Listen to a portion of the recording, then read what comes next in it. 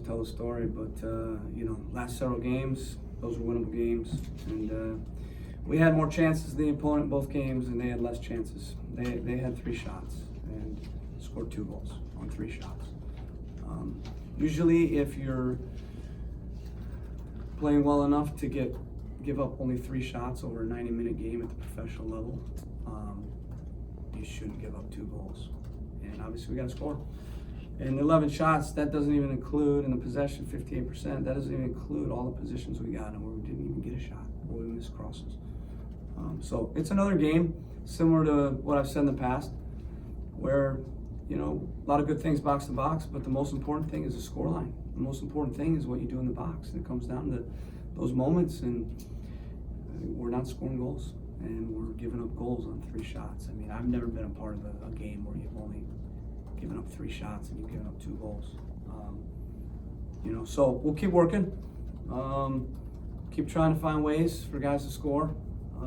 But at the end of the day, I feel good about in terms of the plan, and what we're trying to create. And we had enough to score, and they didn't have hardly anything the entire game. Caleb Ziggy Schmidt honored tonight. What kind of impact did he leave on the game of soccer in the United States? Yeah, I mean, he left a lot. Guy's a legend. Obviously, everybody knows his championships, his wins, winning percentage, and but I think the biggest thing is what he did for the growth of the game. The little stuff, mentoring coaches like myself, and just a class act, and a gentleman, and obviously was an inspiration to a lot of people.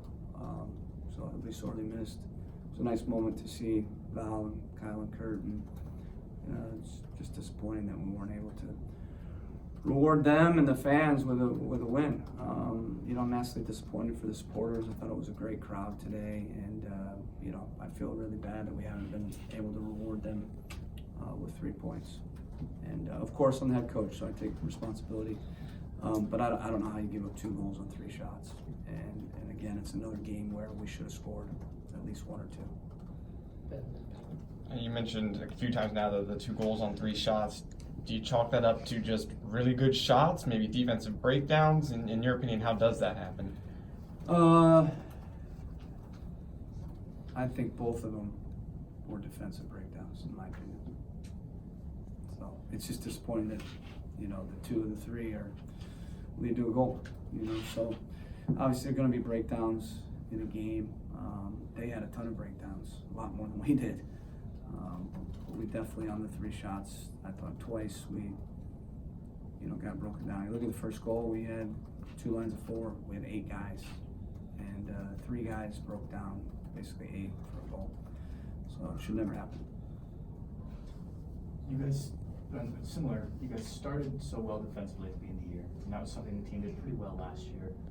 When you've looked at, I know injuries obviously play a part, but when you look at these games of late, what's been the problem defensively? That I know it's only been certain moments, but it seems to be poor execution. I don't know where to put your finger.